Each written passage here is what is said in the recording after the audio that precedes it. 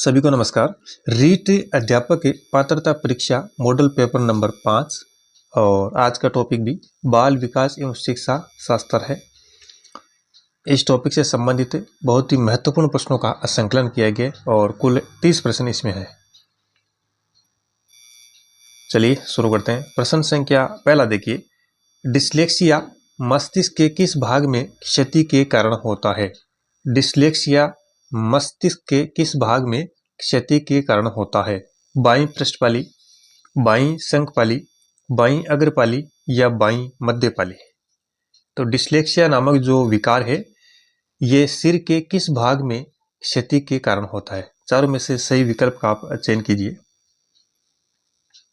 Option इसमें second से होगा, दूसरा ऑप्शन बाईं शंखपाली। दूसरा प्रश्न देखिए, निम्न में से कौन सा एसआर अधिगम सिद्धांत से संबंध नहीं है?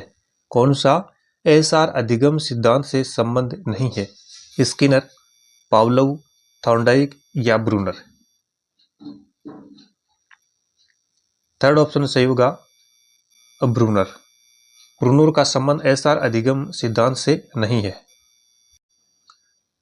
तीसरा क्वेश्चन है, अंधे बच्चों को पढ़ाने के लिए किस युक्ति का प्रयोग करना चाहिए? एबेकस, ऑडियोमीटर, ब्राइले या थर्मामीटर?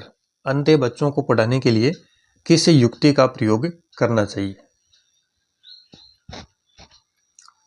फर्स्ट ऑप्शन सही है, एबेकस।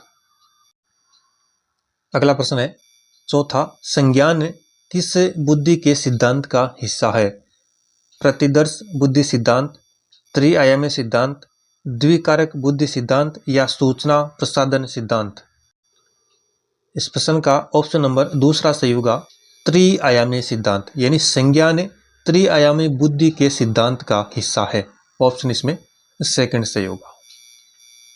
पांचवा क्वेश्चन देखिए, पांचवा क्वेश्चन है, विकास के किस काल में बालक की वाम हस्तता की जो आदत है वो दक्षिण हस्तता में बदला जा सकता है?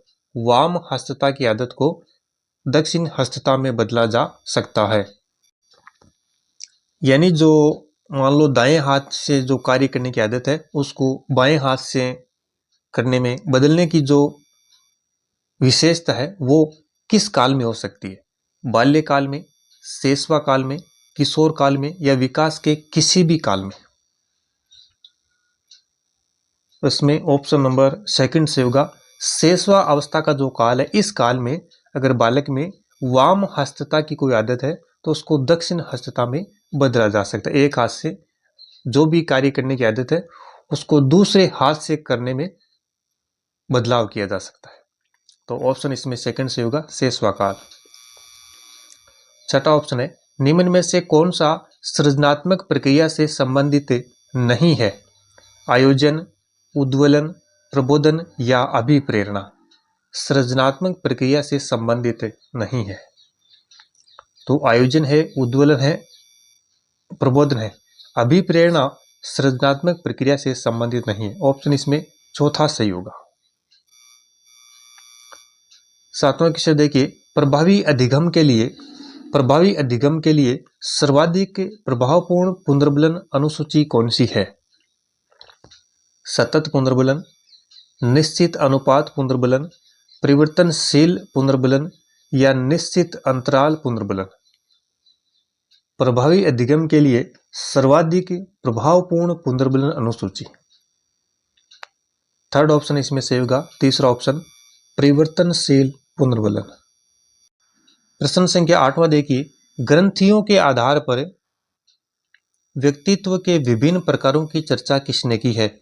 ग्रंथियों के आधार पर व्यक्तित्व के विभिन्न प्रकारों की चर्चा किसने की है? क्रेस्मर, युंग, केनन या स्प्रेंजर? क्रेस्मर, युंग, केनन या स्प्रेंजर? ग्रंथियों के आधार पर व्यक्तित्व के प्रकारों की चर्चा। थर्ड ऑप्शन से होगा केनन। नवा क्वेश्चन है, विकास के किस चरण को नायक पूजा की प्रवृत्ति का प्राचुर्य कहा जाता है? विकास के किस चरण को नायक पूजा की प्रवृत्ति का प्राचुर्य कहा जाता है?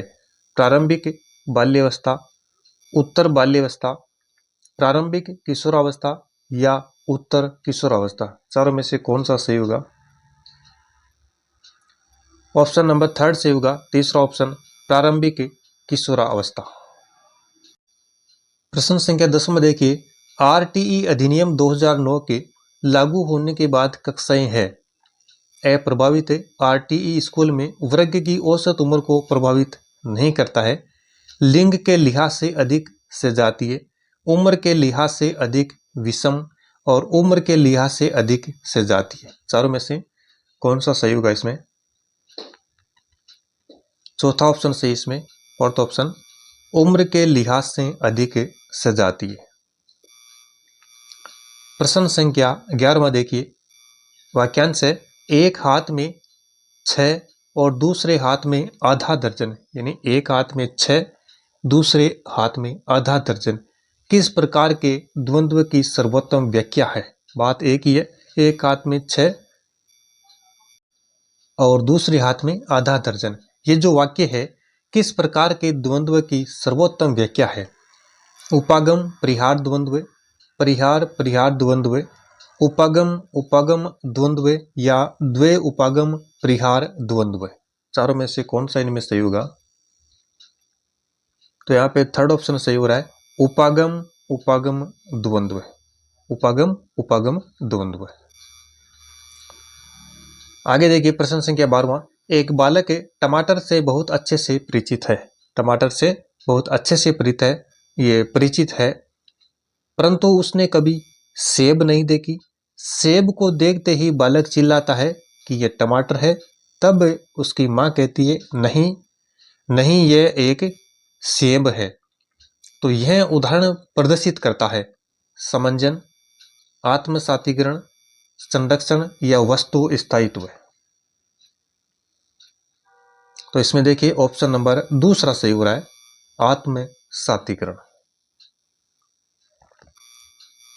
अगला प्रश्न देखिए 13वां, निम्नलिखित में से कौन सा बुद्धि का सिद्धांत संज्ञानात्मक प्रक्रिया पर आधारित है? स्टर्नबर्ग का त्रितंत्र सिद्धांत, गार्डनर का बहुबुद्धि सिद्धांत, गिलफोर्ड का त्रिआयामी सिद्धांत या स्पिरमैन का द्विकारक सिद्धांत। ऑप्शन इसमें पहला सही है, स्टर्नबर्ग का त्रितंत्र सिद्धांत। आगे देखिए प्रश्न संख्या 14, निम्नलिखित में से कौन सा स्थान 12 वर्ष के बच्चे के लिए सामाजिक विकास के लिए सबसे उचित है? खेल का मैदान, स्कूल, परिवार या पड़ोस। 12 वर्ष के बच्चे के लिए सामाजिक विकास के लिए सबसे उचित है। फर्स्ट ऑप्शन सही है इसमें, पहला ऑप्शन खेल का मैदान। अगला देखिए, विकास के संदर्भ में कौन सा कथन सही नहीं है? विकास के संदर्भ में इनमें से कौन सा कथन सही नहीं है? फर्स्ट ऑप्शन है, विकास की गति की दर एक समान रहती है। विकास मस्तिष्क के अधोमुखी क्रम में होता है। विकास की गति की दर एक सी नहीं रहती है। या विकास लंबवत सीधा न होकर वर्तुलाकार होता है। इसमें ऑप्शन पहला सही होगा, फर्स्ट ऑप्शन। विकास की गति की जो दर है एक समान रहती है, ये कथन सही नहीं है। विकास की गति की दर हमेशा एक समान नहीं रहती है, इसमें बदलाव होता रहता है। चलिए प्रश्न संख्या 16 देखते हैं, किस मनोवैज्ञानिक को मौलिक व्यवहारवादी के रूप में वर्णित किया जाता है? पावलोव, वाटसन, स्किनर या बंडूरा। मौलिक व्यवहारवादी के रूप में कौन सा मनोवैज्ञानिक जाना जाता है? थर्ड ऑप्शन से होगा स्किनर। अगला प्रश्न है प्रश्न संख्या 17 देखिए, जीन पियाजे ने किस अवस्था को माध्यमिक शिक्षा से जोड़ा है? जीन पियाजे ने किस अवस्था को माध्यमिक शिक्षा से जोड़ा है? संवेदीगामक, पूर्व संक्रियात्मक, मूर्त संक्रियात्मक या औपचारिक संक्रियात्मक। चौथा ऑप्शन इसमें सही होगा, औपचारिक संक्रियात्मक। आगे देखिए प्रश्न संख्या 18 है इसमें, एक गाय के सामने घास के 2 ढेर है लेकिन वह फिर भी भूख से मर जाती है, तो गाय के मन में कौन सा संघर्ष था? परिहार संघर्ष, उपागम परिहार संघर्ष, उपागम संघर्ष या बहु उपागम परिहार संघर्ष। चारों में से इनमें कौन सा सही होगा? तो देखिए थर्ड ऑप्शन सही है इसमें। तीसरा ऑप्शन उपागम संघर्ष। 19वां क्वेश्चन है, कोहलबर्ग के अनुसार किस स्तर पर बालक के नैतिक तर्क बाह्य पुरस्कार और दंड से नियंत्रित रहते हैं? बालक के जो नैतिक तर्क है वो किसी बाह्य पुरस्कार या दंड से नियंत्रित रहते हैं? पूर्व परंपरागत स्तर, पश्चिम परंपरागत स्तर या सार्वभौमिक नैतिक स्तर? दूसरा ऑप्शन इसमें सही हो रहा है, परंपरागत स्तर। कोहलबर्ग की जो विकास की अवस्थाएं हैं उनमें परंपरागत स्तर पर बालक का जो नैतिक तर्क है वो किसी बाह्य पुरस्कार या दंड से नियंत्रित रहते हैं। तो इसमें सेकंड ऑप्शन सही होगा। 20वां क्वेश्चन है, एक आत्मनिर्देशित आत्म अनुशासित सोच जो उचित तरीके से गुणवत्ता के उच्चतम स्तर पर तर्क करने का प्रयास होता है उसे क्या कहते हैं? जटिल सोच, बुद्धिमान सोच, अमूर्त सोच या आलोचनात्मक सोच? तो 20वें प्रश्न में सही उत्तर देखिए इसमें ऑप्शन नंबर जो चौथा है वो सही हो रहा है, आलोचनात्मक सोच। अगला प्रश्न है 21वां, निम्नलिखित में से कौन सा विचार जीन पियाजे से संबंधित नहीं है? कौन सा एक जो विचार है जीन पियाजे से संबंधित नहीं है? बालक स्वयं ज्ञान का निर्माण करता है, सीखना और विकास आयु के अनुसार होता है, सामाजिक अनुभव से विकास बढ़ता है और जैविक परिपक्वता से विकास बढ़ता है। तो चारों में से सही उत्तर का चयन कीजिए। थर्ड ऑप्शन इसमें सही है, सामाजिक अनुभव से विकास बढ़ता है। अगला क्वेश्चन है 22वां, कौन सा शिक्षण अन्य शिक्षण स्तर की आधारशिला माना जाता है? स्मृति, चिंतन, बोध या ज्ञानात्मक? फर्स्ट ऑप्शन सही है, स्मृति। नेक्स्ट क्वेश्चन है, सुदृढ़ीकरण सिद्धांत किसने प्रतिपादित किया? B.F. Skinner, बांडुरा and Walter, J Henry, M.M. Johnson? सुदृढ़ीकरण सिद्धांत। ऑप्शन फर्स्ट इसमें से होगा B.F. स्किनर। 24वां क्वेश्चन है, प्रासंगिक सीखना से अभिप्राय है? प्रासंगिक सीखना से अभिप्राय है निश्चित उद्देश्य के लिए सीखना, बिना उद्देश्य या इच्छा के सीखना, अर्थपूर्ण सीखना या जानकारी प्राप्त करने के लिए सीखना। ये प्रासंगिक सीखना से अभिप्राय। तो देखिए थर्ड ऑप्शन इसमें से होगा अर्थपूर्ण सीखना। अगला प्रश्न देखिए, प्रश्न संख्या 25 हमारे सामने है, छात्रों को आज्ञाकारी, विनम्र, आदरकारी और नियमों का पालन करने वाला होना चाहिए तथा शिक्षक के नियंत्रण में होना चाहिए। यह कथन शिक्षा की किस प्रणाली से संबंधित है? पारंपरिक शिक्षा प्रणाली, बाल केंद्रित शिक्षा प्रणाली, प्रगतिशील शिक्षा प्रणाली या समावेशी शिक्षा प्रणाली? ऑप्शन इसमें फर्स्ट सही है, पहला ऑप्शन पारंपरिक शिक्षा प्रणाली। अगला क्वेश्चन है 26 में देखिए, मनोसामाजिक विकास का अंतिम चरण है पहचान बनाम भ्रम, विश्वास बनाम अविश्वास, उदारता बनाम ठहराव, अखंडता बनाम निराशा। मनोसामाजिक विकास का जो सिद्धांत है जो इरिक्सन का, उसका अंतिम ये चरण कौन सा है? चौथा ऑप्शन इसमें सही है, अखंडता बनाम निराशा, अखंडता बनाम निराशा। अगला प्रश्न देखिए ये 27वें क्वेश्चन है, अधिगम अक्षमता स्वभाव में होती है? अधिगम अक्षमता स्वभाव में होती है आंतरिक व बाह्य दोनों या इनमें से कोई नहीं? पहला ऑप्शन सही है, आंतरिक। अधिगम अक्षमता स्वभाव में होती है आंतरिक। अगला प्रश्न है प्रश्न संख्या 28 में देखिए, उपलब्धि परीक्षण के संदर्भ में कौन सा कथन उचित नहीं है? ऑप्शन फर्स्ट है मौखिक परीक्षा में पक्षपात की आशंका रहती है। सेकंड ऑप्शन निबंधात्मक प्रश्नों के मूल्यांकन में वस्तुपरकता का अभाव रहता है। और थर्ड ऑप्शन है क्रियात्मक परीक्षाओं में शाब्दिक ज्ञान का महत्व नहीं होता है। चौथा ऑप्शन है वस्तुनिष्ठ परीक्षा से मौलिकता का विकास होता है। तो चारों में से जो सही विकल्प है उसका चयन करना है हमें।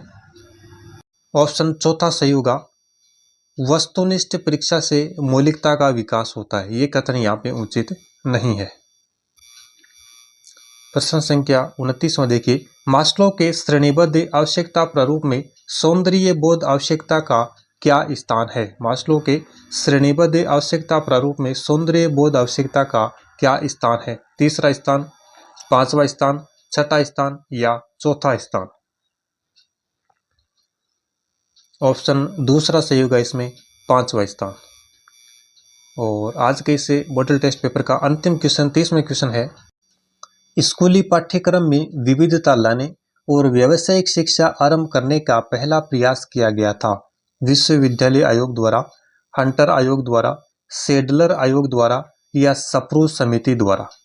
स्कूली पाठ्यक्रम में विविधता लाना और व्यावसायिक शिक्षा को आरंभ करने का जो पहला प्रयास है वो किसके द्वारा किया गया?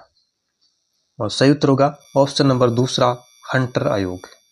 तो ये कुल 30 प्रश्न थे आज के मॉडल टेस्ट पेपर नंबर 5 में। आपके इनमें से कितने क्वेश्चन सही हो रहे कमेंट बॉक्स में जरूर लिखिएगा। तो आज के सेशन में इतना ही, धन्यवाद।